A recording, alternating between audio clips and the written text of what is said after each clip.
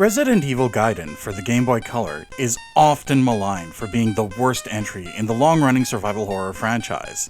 Released in limited quantities in 2002, it was immediately hampered by a combination of poor critical reception and the release of the Game Boy Advance the year prior.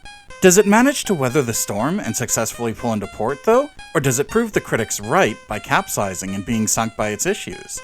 This is Chris from Makopowered, and welcome to Weekend Rental, where we look at games that, while not widely considered classics, or sometimes even good, are still worth examining and maybe even playing despite themselves. When it was released in 2002, Resident Evil Gaiden arrived at the end of the series' initial wave of popularity. Not only was the last entry in the original PlayStation trilogy at least 3 years old, fine, and Survivor was 2 years old at that point, but it also released just after the superlative 2002 GameCube remake of the first game. Considering how that game undersold, which is criminal, it's safe to say that a scaled-back experience for an outdated handheld system was looking at an uphill battle upon release.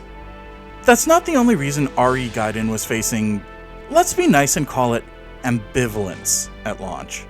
It also had to contend with expectations which had been heightened, both because of the launch of the Game Boy Advance in 2001, and also because of the failed attempt to port the 1996 original PS1 game to the GBC in 1999. While the GBA's presence on the market would have raised the question, why make this for the GBC? A question we'll address a little later. It's the cancelled port of the original game which caused more frustration. The reason for this frustration was the sheer ambition of that cancelled port. In development by Hot B, the Game Boy Color port of Resident Evil 1 wasn't going to be an overhead translation like RE Gaiden or the GBC Metal Gear Solid, nor was it going to be a side-scrolling adaptation like the GBC Tomb Raider games. No, it was going to be a full-on port of the PS1 game. Static camera angles, 3D movement, lack of auto-aim because of the whole rental market thing discussed in the Snake's Revenge video, full campaigns for Chris and Jill. It was literally going to be the complete PS1 game, on the Game Boy Color.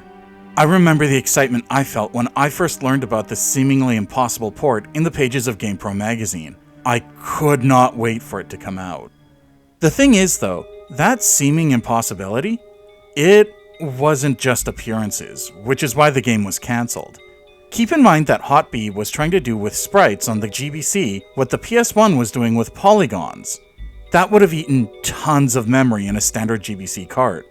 Stop Skeletons from Fighting illustrated this issue best in their punching weight video on the subject. It's one thing when you're dealing with polygons. Once you've rendered your model, you just need to flesh out the animations for turning, shooting, and stabbing. But when you're all pixels, you have to draw out every single movement, and only a few megabytes of space don't leave much room for nuance.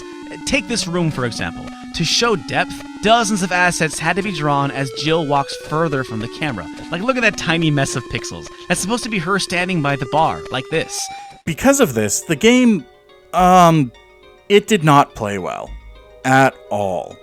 This is not just from secondhand accounts either. Leaked near-complete builds of the game have made their way into wide distribution, so people have gotten to play it for themselves and find out exactly why it was cancelled. Even so, the ambition in this attempt was jaw-dropping. Because of that, when we actually did get an official portable Resident Evil game for the first time, and it turned out to be, well, an overhead translation, disappointment was inevitable. The thing is, that unfair comparison, and the fact that it released on the GBC instead of the GBA, definitely feels like it colored opinions of the game at the time. To be fair, trepidation around RE Gaiden going in isn't exactly uncalled for. On first blush, the developer Capcom contracted out to make the game, M4, didn't have much of a track record when they got the job. Their only releases to that point were Tasmanian Devil Munching Madness and Jeremy McGrath's Supercross 2000 for the Game Boy Color, and Mary-Kate and Ashley Winner's Circle for the PS1, all of which released between 1999 and 2001. On closer inspection though, there was even more cause to worry, because M4 was actually made up of ex-staffers from Bits Corporation. That icy chill that just ran up your spine, that's not the cold hands of the undead grabbing for your flesh. It's fear of Bits' output. We're talking games like Spider-Man Return of the Sinister Six for the NES, Spider-Man 2 and 3 for the Game Boy, Terminator 2 Judgment Day for the SNES and Genesis, and no, I don't mean the port of the arcade game, T-Mech for the 32X. That's not a great track record. It is appropriate for a horror game though, because it is the stuff of nightmares.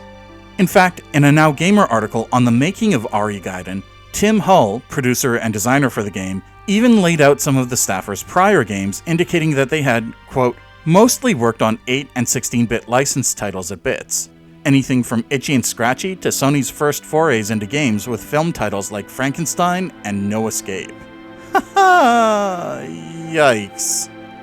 On the other hand, Shinji Mikami did serve as a creative consultant for the project, so that's cause for hope, right? Well... In that same Now Gamer article, Hull stated that, quote, they gave us the basic storyline, we developed and embellished it. Capcom gave us a mission to create a game of ever-increasing tension. We did the rest. So, yeah. There's a lot going on here, and none of it seems to bode well for the Resident Evil Gaiden experience, at least at first glance. The thing is, despite these factors working against it, the developers actually did succeed in delivering on the promise of ever-increasing tension. The game also does some intriguing things in adapting the Resident Evil concept to the GBC, some of which harken back to the earliest origins of the series, and some of which would, believe it or not, influence future entries in the franchise. First things first, no, the final game is not nearly as ambitious as a full port of the PS1 game to the GBC, but what is here works. Sort of. Mostly. Oh, right, let's get this out of the way now. Spoiler alert, especially in regard to that ending. So yes, the game is played from an overhead perspective instead of dynamic fixed camera angles. That's fine though. Considering the GBC hardware, this was a good compromise between atmosphere and playability. At the outset of the game, the player takes control of Barry Burton, of Jill Sandwich fame from the first game, as he ascends to the ocean liner Starlight in search of Resident Evil 2's Leon S. Kennedy. Leon had infiltrated the liner to investigate the possibility that a new Umbrella-created bioorganic weapon was on board when contact with him was lost. Barry is the one investigating Leon's disappearance because both characters have joined an underground organization dedicated to fighting Umbrella in the wake of Resident Evil 1 and 2.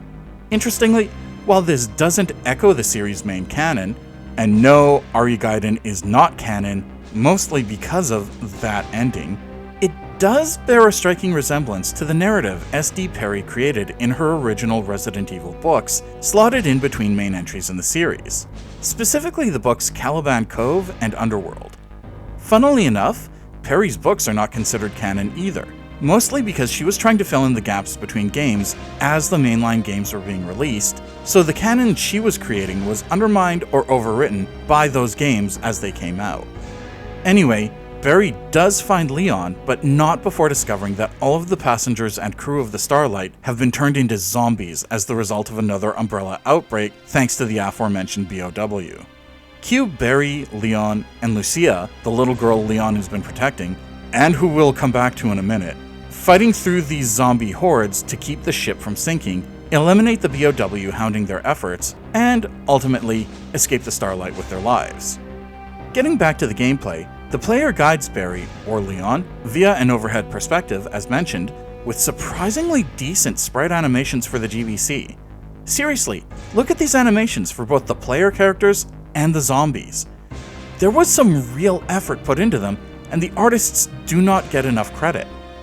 Anyway, the player navigates the ship from this overhead viewpoint, searching for keys and items, trying to avoid or fight the zombie hordes, and literally putting out fires in order to keep the ship afloat long enough for the survivors to be able to escape. There are some quirks to this overhead navigation, which could be called flaws, but we'll come back to those. We should discuss the combat first, since it is a key part of the game. The approach used with the combat mechanics is an intriguing take on the Resident Evil formula for a couple of reasons. Just as with the main entries in the series, the player has to stop and hold a button to target enemies. What's different here, though, is that there is an actual targeting reticule which appears, allowing the player more control over which enemy is being targeted. Even the knife has a targeting reticule, although its range is obviously minimal.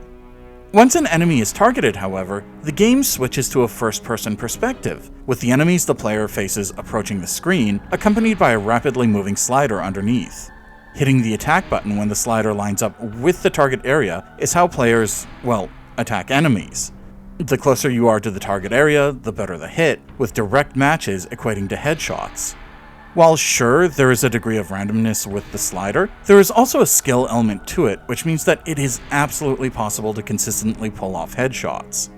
This shift to a first-person perspective during combat, in addition to being an interesting way to create tense, life-or-death fights on the Game Boy Color, is a neat callback to the origins of the series in more ways than one. In the Resident Evil Survivor video, we had talked about how, initially, Tokaru Fujiwara had wanted the original Resident Evil to be a fully first-person horror game, but felt that the PS1 wasn't powerful enough to offer a proper horror experience from this perspective. The approach used here actually does manage to pull it off, on the GBC no less. At least somewhat. It's obviously not a sustained first-person perspective throughout the game, as Fujiwara had originally envisioned. However, there is a palpable sense of tension when the only weapon you have is a knife, the zombies turn around and slowly shuffle towards you, and you have no choice but to wait until they are in range of your attacks, meaning that you are also in range of theirs. More than that, this combat approach, and the game's presentation as a whole, goes even further back in Resident Evil's history, to before Resident Evil even existed. The overhead perspective showing the ruined state of the ocean liner, the shift to first person for combat, combined with the way that the enemies are presented, the menus available to the player both in and out of combat, allowing for character swapping and inventory management, the element of randomness to the attack mechanics, all of this evokes not just Resident Evil, but the game which inspired it, Sweet Home. While the combat here isn't turn-based like it is in Sweet Home, the presentation overall in Resident Evil Gaiden echoes that of Sweet Home enough that it feels like a nice homage, even if it is possibly unintentional. Returning to the combat system though, there is a factor to it which, at first glance, seems kind of out of place. In order to discuss it, however, we first need to talk about the enemy variety, or lack thereof, in the game, because Resident Evil Gaiden is perhaps the sparsest game in the entire Resident Evil franchise in that regard. There are no hunters, there are no lickers, there aren't even any Cerberus dogs. It's just zombies, more zombies, another different flavor of zombies, and the tyrant-level BOW main antagonist of the game, who, oh my, are we coming back to because there is a lot going on there. On the one hand, this makes perfect sense. The Starlight isn't the site of a secret Umbrella laboratory.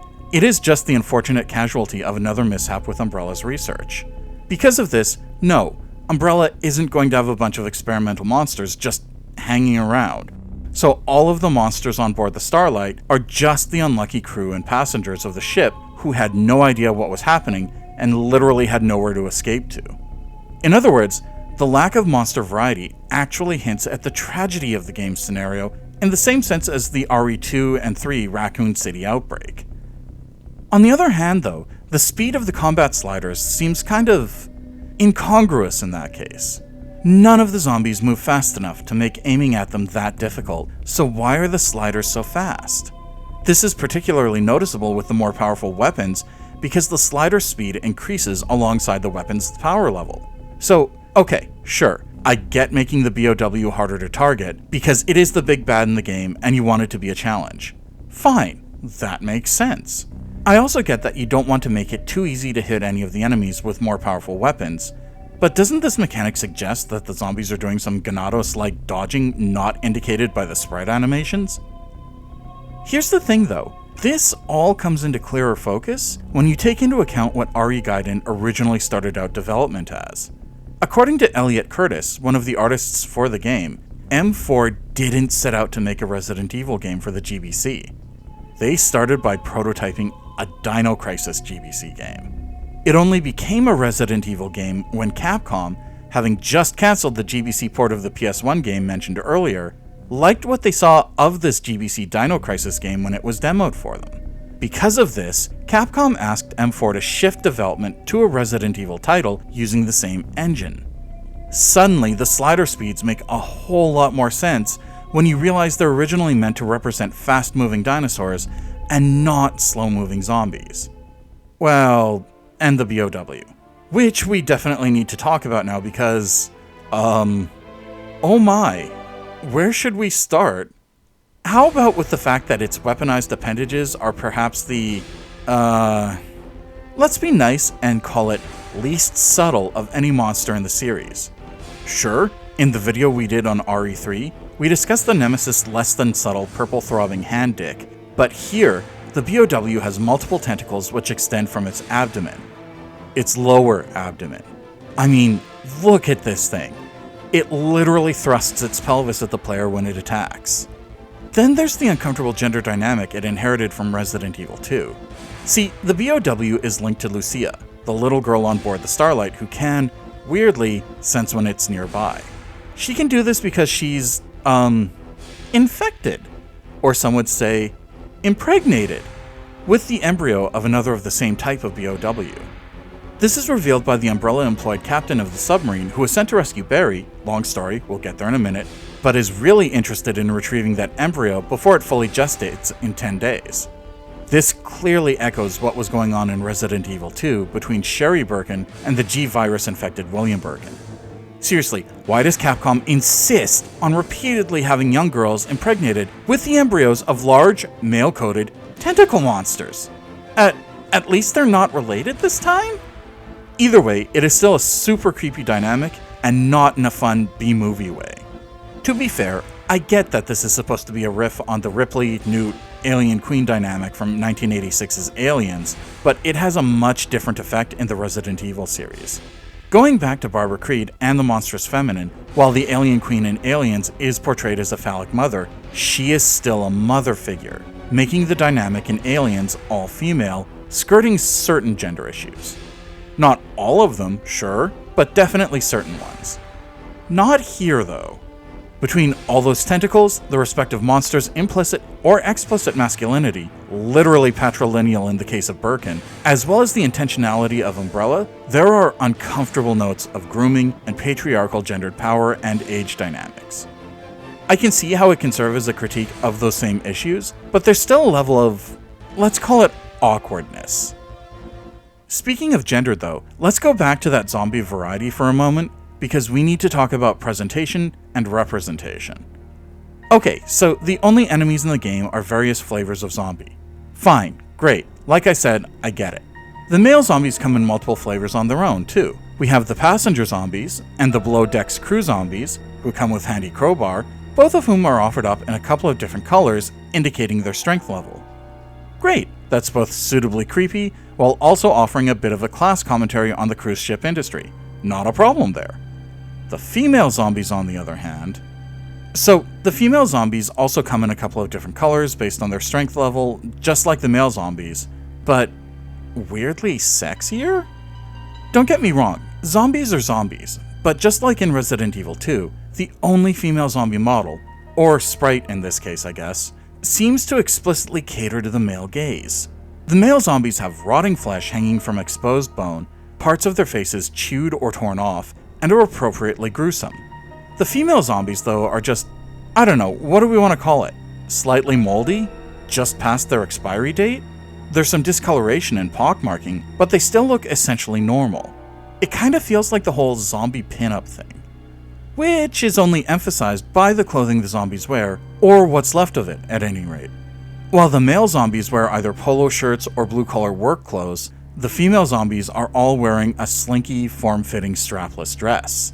This is similar to the only female zombies in RE2 wearing a tank top and Daisy Dukes. Again, I get the decision on a few levels. First, there's limited space on the cartridge for sprites. Okay, fine. Second, there's the deliberate attempt to emphasize the fact that this is a cruise ship. These people got caught and were attacked mid-evening party. That's fine, but all I'm saying is that even with that mindset, they could have made the female zombies more gruesome and abject to match their male counterparts. Changing gears, let's discuss the puzzles in the game, or the lack thereof. Despite being a Resident Evil game from the initial wave of the series' success, you're not going to find any esoteric jewel or crest puzzles here. In fact, in that same Stop Skeletons from Fighting video mentioned earlier, they lament the fact that the game largely consists of running back and forth across the ship looking for keys to unlock new areas in order to progress, and they're not wrong. Much like the enemy variety in the game, the puzzles are somewhat sparse. Again though, this makes sense for the setting. The only reason Raccoon City was littered with all those jewel and crest puzzles is because Umbrella had infiltrated the entire town, from the Spencer Mansion to the police station, from the sewer system to the city parks and City Hall. Umbrella's influence was everywhere. Umbrella didn't have anything to do with the Starlight though, so they wouldn't have needed to, or been able to, build any of those ridiculous security measures in.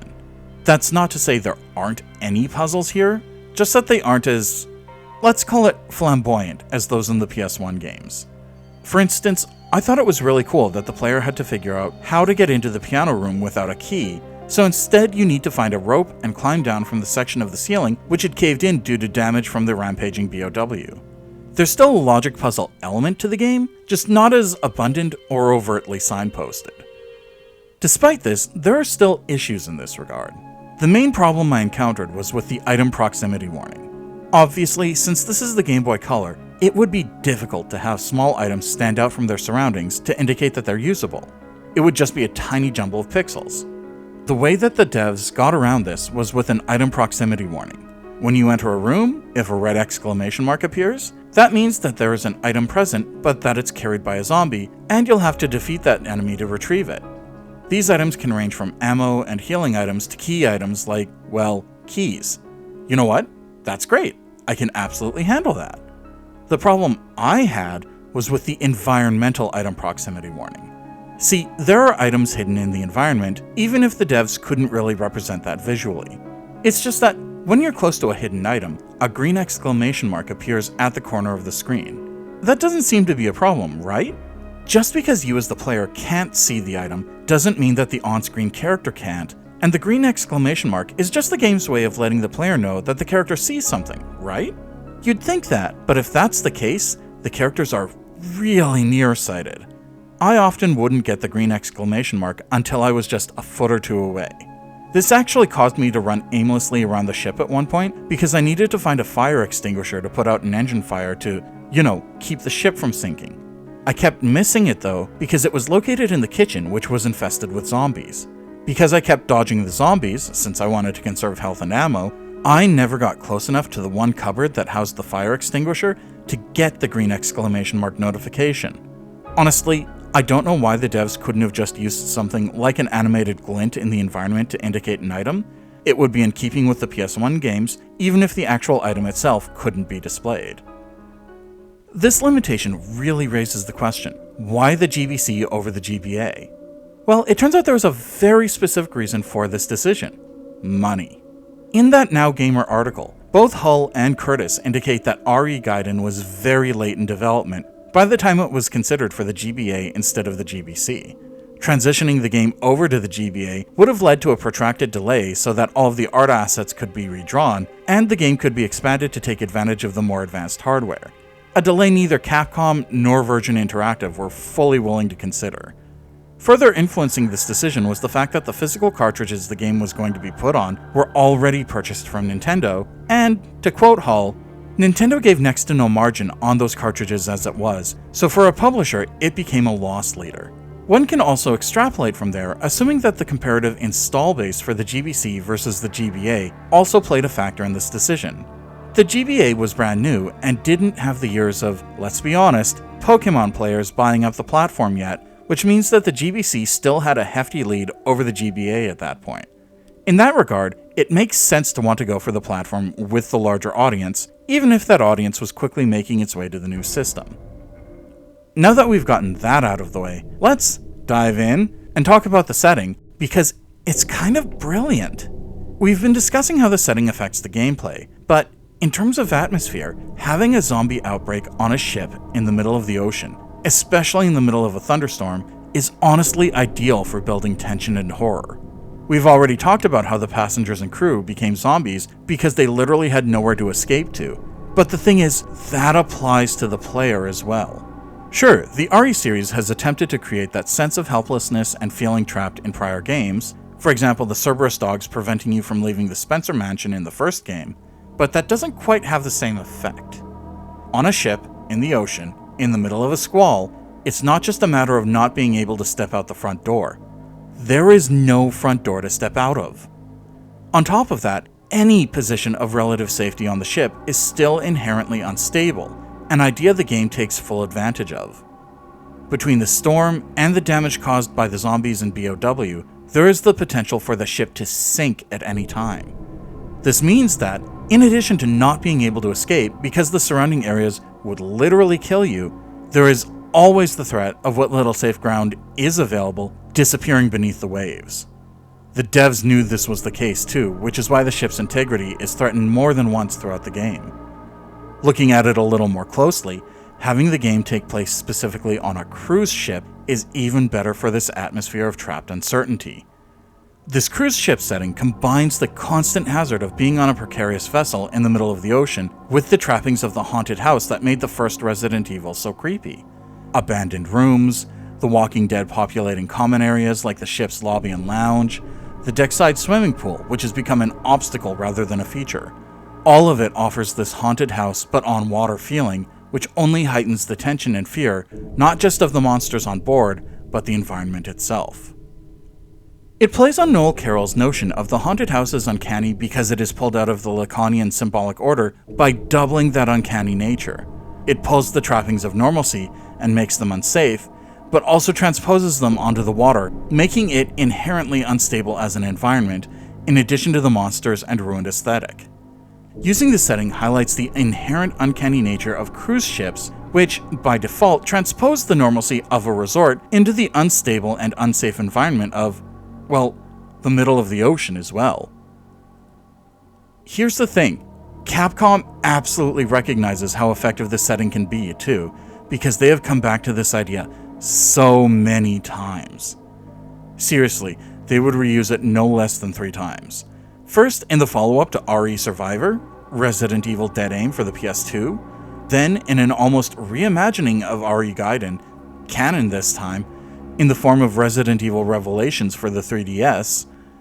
Finally, the idea even made an appearance in a main numbered entry in the series with Resident Evil 7. While Revelations arguably did it best, it is such a strong idea that it remains an effective theme each time they come back to it. Okay, we've been putting it off long enough. Let's discuss that ending. So, going back to the Umbrella-owned submarine, after Barry finds Leon and Lucia, and the BOW for that matter, he contacts Umbrella to come get him and Lucia, stranding Leon on the ship. Why would he do this? Because the storm has made it impossible for his extraction team to rescue them, but also because he has played the traitor before, so his defection would come across as more believable. After convincing the Umbrella crew to remove the parasite in Lucia using his .44 caliber oratorial skills, the parasite causes an outbreak on the submarine just as it is returning to the Starlight. This leads to what may be a first for the series, a zombie using a gun in the form of the infected submarine captain. Barry finds Leon only to discover that the BOW has the ability to shapeshift and can only be identified because its blood is green. After finding the real Leon on the Starlight, Barry reveals that his traitorous turn was a ruse and the plan was always to come back and get him. In trying to escape from the Starlight, the BOW pulls Lucia into the sea, and after Barry rescues her, shapeshifts to copy her. One final, ammo-draining battle with the BOW later, Barry, Lucia, and Leon finally escape to the relative safety of the submarine's deck as the Starlight finally gives out and sinks beneath the waves. Lucia discovers that all traces of the parasite have been purged from her body, meaning that she cannot sense the BOW's presence anymore. Which is great timing because, while Leon gets in contact with the extraction team, a cut on his neck starts bleeding green. I really wish this ending had stayed canon, because not only is it really dark in an understated way, but it also would have made Resident Evil 4 so much more interesting. It would have explained the complete about-face Leon's personality had taken between RE2 and RE4, and it also would have explained why he was able to resist the Las Plagas parasite for so long. It would have been a battle of the parasites. Unfortunately, this ending was retconned out of existence almost immediately, so my headcanon for RE4 is sadly not to be. Resident Evil Gaiden is not a full recreation of the series' PS1 style, but it wasn't trying to be. It manages to adapt and incorporate a lot of what makes Resident Evil distinctly Resident Evil on the Game Boy Color hardware, without turning into the mess that the Hot B RE1 port became. It evokes not just Resident Evil in its design, but Sweet Home as well, while also offering perhaps one of the best, most atmospheric settings for a Resident Evil game in the series. There are some flaws in the transition to the Game Boy Color, but the overall experience still makes for a good weekend rental.